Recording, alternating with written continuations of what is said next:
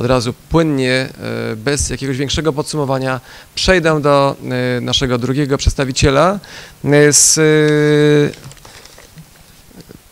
Danii, pana Tomego Kjaera z duńskiej organizacji do spraw nowotworów wśród strażaków. Bardzo proszę o zabranie głosu.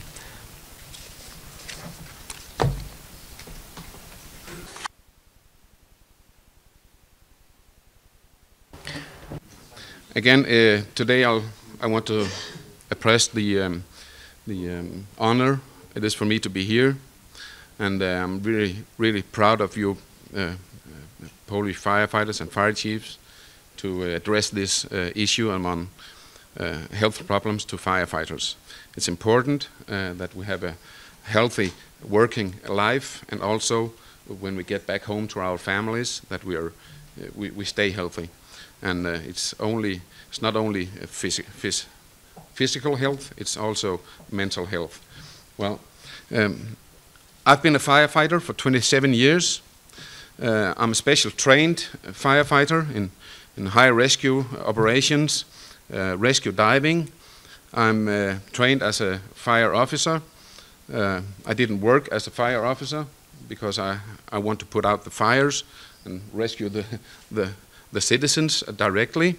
So, but I've got the education for an officer. Also, I have the education in reconstruction and integration of traumatic stress, and that's a system where you make psychological evaluations from the scene, so that we stay healthy in our minds and souls, right? I've been an editor for a firefighters magazine for 10 years. I've been a union leader in one of the many unions in Denmark for firefighters for 6 years. I'm a board member of different boards regarding to firefighter safety and citizen safety. I'm the founder of the Danish Firefighters Cancer Organization. Also, I've been honored to be the member of the Nordic Firefighter NBS Study Days.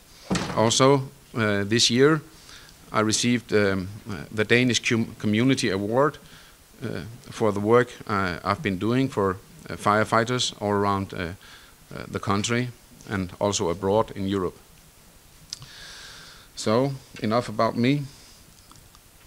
Wow, I did the right thing.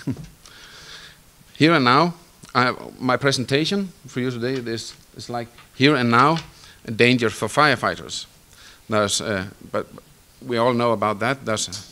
I'm going to talk about the long-term health for firefighters, and also I want to especially focus on 3 subjects, and it is the CO danger in firefighting, you know, the carbon monoxide, the psychological health, and of course cancer. I'll be very brief about the cancer issue because Alex already told you quite a lot there. Building fires.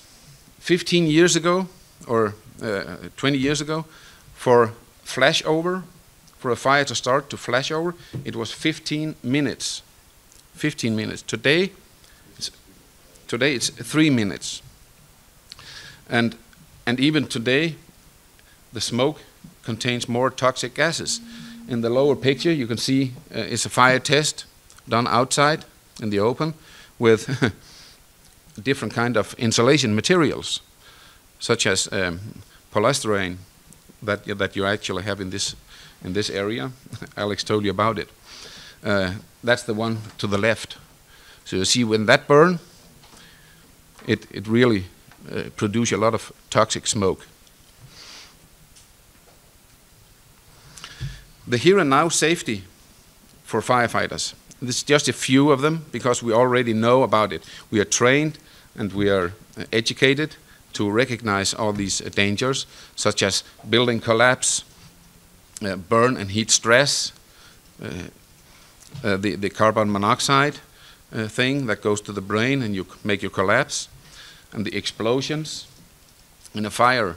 We already know about that as firefighters. So that's why we wear the helmet, right? Because we know something can are able to collapse. That's why we have our suit on to protect us against the heat. All those here and now dangers. We know all about that for firefighters. Also, a big threat for firefighters here and now health is when we have too few firefighters on the scene, because we experience cut downs all over Europe in firefighters, and it's actually a threat not only to firefighters but to citizens as well. So, what do we do about it to increase our safety? Well, knowledge and education. We already have that. I mean, we're in the perfect building here today. This is a school, so you are trained here and educated here. And training and more training, that's actually the issue, because a firefighter gets up in the night and has to act here and now. We cannot think about, oh, what did I learn in school today? Maybe I should do that. No, we have to train again and again and again. So it's in our backbones how to do stuff. The best safety equipment and personal protective gear, we have to use that, and we do use that. We wear the helmet, the boots, the gloves, the suit, the pressure tank with air, and we don't need the cut downs. Those are the reasons. We need to add resources. So what my point is that we have to, the community, the politicians, they have to help firefighters to save lives, because what's good for the firefighters is good for the citizens. And make no mistake about that. That's the issue. We all know that. Now another problem is the long-term health, or the invisible dangers for firefighters. We have heart problems, we have brain damage, psychological and mental health problems, such as PTSD, such as depressions and burnouts. These are subjects that we all know exist, but we don't like talking about it. And also cancers. Now, carbon monoxide, we know it's there on fire scenes. 22 million people worldwide are diagnosed with carbon monoxide damages. 75 to 80% of all those 22 millions, they are firefighters. Obviously, we live in that environment, don't we? And I think this is only the top of the iceberg, because often we have wrong diagnosis, because it looks like stroke or embolism. We have all the same symptoms, but without the proper treatment, forget all about being healthy again. And yeah, it says off-gassing. We wear the protective gear, the best that money can buy, when we're inside the fire. But we also know that when the fire's put out, we have to clean the area or look for small fires, put them out. We do it without the protective gear, right? The off-gases, there are carbon monoxide in the off-gases as well. So how do we spot this? It's really a problem, but I guess most firefighters experienced, when they've been training, they have like a headache. You know, the headache that goes from one ear to the other and down your neck. And what's the reason? Well, maybe my helmet was wrong. It put pressure on my head or something. Well, it's actually a way to spot that you've breathed in too much carbon monoxide. You have a pale and gray color in your face. you're disorientated, maybe you want to go in again, you know, irrational thinking, and you slip in and out of consciousness.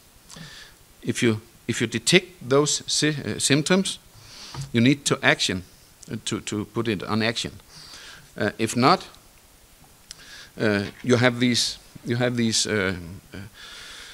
consequences of that, because it's like a stroke. You know, you can have all the same diseases as if you had a stroke: loss of memory, speech difficulties. We all know people who's got that, who've had a brain damage. Also, it can give Alzheimer. And all those symptoms, when we're talking about carbon monoxide, they will occur within the first 48 hours. And if you get no treatment, it's too late. The damage is already there. It's not going to go away. So what are we going to do about it? Always, you know, the treatment, it's always an oxygen therapy, but that's not enough. It's got to be in a pressure tank. Just like divers, which has been in diving. This is the same treatment, and it's going to be within the first 4 hours. If you don't have that treatment, the damage will be there, and it'll be there for good.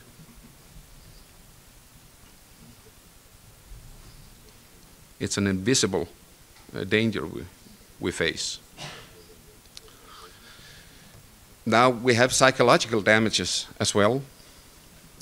And actually, here are some numbers. PTSD, post-traumatic stress syndrome. From 17 to 30% of all firefighters, and I'm talking about European firefighters. Studies show this, shows symptoms on PTSD. Maybe they don't have the diagnosis of PTSD, but they are on their way. That's really a lot. Anxiety disorder, 20 to 23% in the ambulance service. Do you drive ambulances in the fire department in Poland? Do you do that? No. No. Well, in some places they do. Clinical depression, 8 to 21% in both groups, both ambulance and firefighters. That's really a lot of mental health problems. You even see more suicide or suicide attempts within firefighters. I bet you all know somebody who tried suicide or heard about it. And you know, this is also, it's an invisible problem. If I break my arm, I have the white plaster, everybody can see it. But if my soul hurts, nobody can see it, and I'm no longer a tough firefighter, right? If I'm crying, I'm no longer tough. But if I broke my arm falling down the ladder, wow, what a tough firefighter doing that. So why do we have all these these problems, mental health problems? Well, obviously, it's the nature of our job. We see a lot of dead people, try and rescue them. Some of them we can rescue, some of them we cannot rescue. It all adds up in our souls and minds. And what studies in Europe shows is actually that a lot of this, to allow a lot of these problems to grow in our minds, is due to the culture in our organizations, which means that we are tough as firefighters if we show signs of mental problems. We're looked at as weak persons, and we become just like foxes. We go down into the cave when we are sick. Just when we are healthy again, we look up and face the world again. So there's no need for asking a firefighter, hey, are you sad? Did you get hurt on your mind when we face that fire with the dead children? What will your answer be? No, I'm fine. I'm not going to show, I'm tough. Of course I can do it. And you can do it. First time, you do it second time. So we are tough. Firefighters are tough on one side of the coin, but on the other side of the coin, we're actually human beings as well, with big emotions and big feelings. That's why we have the job. So the culture, we need to address this all the time. And also it shows that's on the firefighter to firefighter level. Also, it's a military looking system that we work in, and that's a good thing when we are on the fire scene. But once we are back in the fire station, it's like it continues. And why do I not dare saying that I'm sad? I don't feel very well inside. Well, it's because you might not get the proper backup from your leaders. Studies shows that. So we need to be more open on this subject. We have to change the attitude in our organizations, not on the scene, because everybody needs to know what to do on the scene. Otherwise, we don't save the lives or the buildings that are on fire. And also, we have to make systems to psychological diffusing and debriefing. What I told you about before, that I'm educated in this system. So we have to make it natural for us to talk about. Every time you've been to the scene, somebody died, or your own life has been in danger, just to make a couple of examples on that, we have to make a psychological diffusing once we get back to the fire station. Just like we do when we have been to a major fire. Two firefighters go up the front, inside the front door to put out the fire. Two other firefighters go through the back door. It's the same fire, but it's two different stories. That's a technical debriefing for us to understand the fire. What went on? Oh, to get the full picture. Now I know why the stairs collapsed, because the ones going inside in the back door told me. I didn't know that. It's actually the same thing that happens in your mind with the psychological diffusing and debriefing. Is that, oh, I'm not the only one that was shocked when the tank exploded. Somebody else actually was shocked about it too. We are brothers and sisters. So let's act that way. Make it legal to talk about our feelings. Now, cancers is the third object that I want to address for you today. I'm going to do it very briefly because Alex Forrest already talked a lot about this. It kills more firefighters than actually death on the scene. The brother inside this coffin, he died of brain cancer. He was one of two twins, one-egg twins. His brother, he was also a firefighter. He also got cancer. The only ones in the whole family history with cancers were the two firefighters.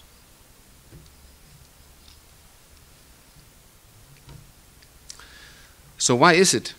Because all the carcinogens, the chemical cocktails, of course, that's the reason, the best reason for explaining why. But actually there are other aspects as well, such as the night shift. We work at night. We cannot avoid that. And we can't even, when the alarm goes off, we can't say, oh, I have to say good morning, go out the toilet, have a cup of coffee, get ready. Firefighters cannot do that. So we know night shift work, night work, have a negative effect on people, but it has even a greater effect on firefighters because we cannot go to the bathroom before we move to the fire scene. Huh? The personal protective gear, is it good enough? As Alex explained, it's breathable, so it allows it's for us not to get heat shock, right? So it allows the carcinogens to get inside and onto your skin. It's the best that money can buy, but still we cannot protect ourselves 100%. And of course the psychological health. Everybody knows when you're sad, if a family member died or anything, you are more likely to get cold or to have any kind of diseases because your immune system is really low. So it's like the psychological health has an effect like in the back door to the issue. Some of the carcinogens from all fires, again, we said it. Here in Poland, you're a big user of asbestos, so is Denmark. And we all know about this particular particle, asbestos, what that does to us. So it's through absorption through the skin, through the breathing, because we don't use the breathing apparatus all the time, and even if we do, particles go through it anyway, even if it's a high pressure mask. It cannot protect us 100%. The contaminated gear, also in Denmark and all over the Scandinavian countries, and it's going to be spread out throughout the whole of Europe to clean up your gear. Don't bring filthy gear, contaminated gear back to the fire station before it's cleaned up. So we need to find some ways to do it practically, and because if we do that, we contaminate the whole fire station. We had fire stations in Denmark, even clean fire stations.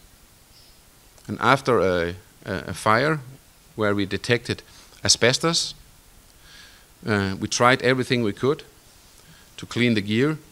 Still, we found asbestos inside of the firehouse.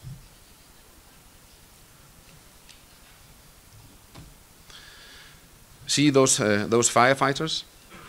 They wore masks. They wore all the protective gear available, the best that money can buy. They take it off, blacken their faces. We all experienced that. So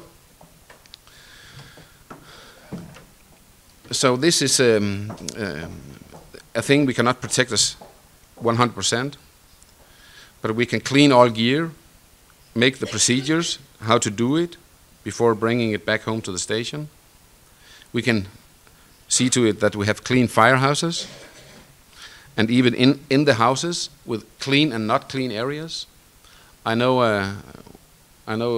another expert here today is going to say more about that. And also, of course, like the whole population, healthy living is an issue. Sports, eat healthy, train healthy. This is what we can do about it. The legislation that's in Canada, the US and Australia could look like this. All the different cancers are faced here.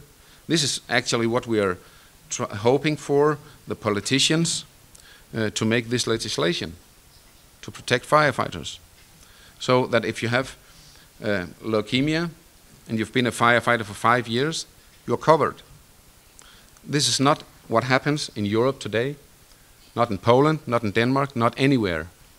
The burden of proof rests upon the firefighter to prove what fire, what chemical gave you cancer. It's impossible. Cannot do it. That's why we need legislation on this subject. And it's going to be Poland first to come up with this legislation, or or maybe Germany or France, maybe Sweden, maybe Denmark. We don't know, but if we all work together on this issue to the European Parliament, and also inside our own countries, this is a really big step forward. I'm sure that if the legislation comes first in Denmark, which I hope, of course, I'm sure Poland will follow, Sweden will follow, all the other European countries will follow. It's like a domino effect. Once it's recognized, we can do something about it.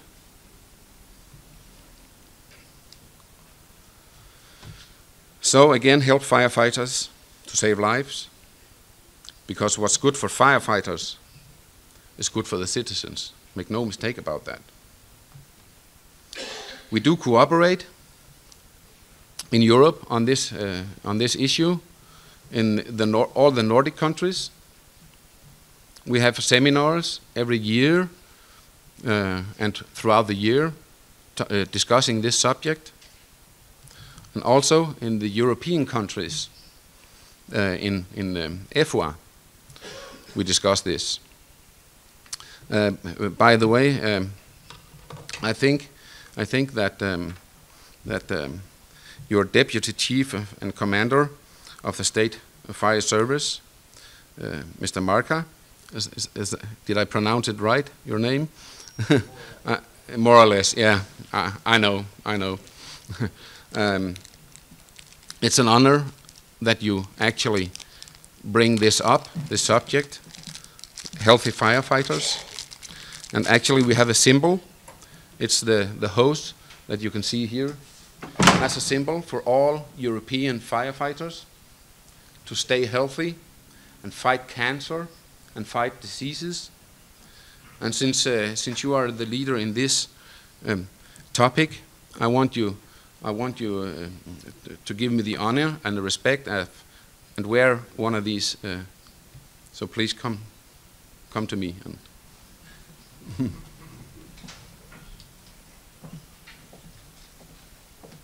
Yes. So this is the ribbon. Right here. Yes.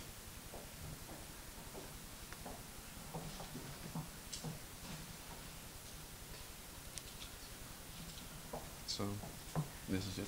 Thank you. Thank you.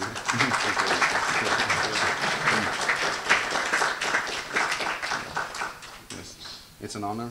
Thank you. Thank you, sir. Help firefighters to save life. What's good for firefighters are good for citizens. Make no mistake about that. Thank you for listening.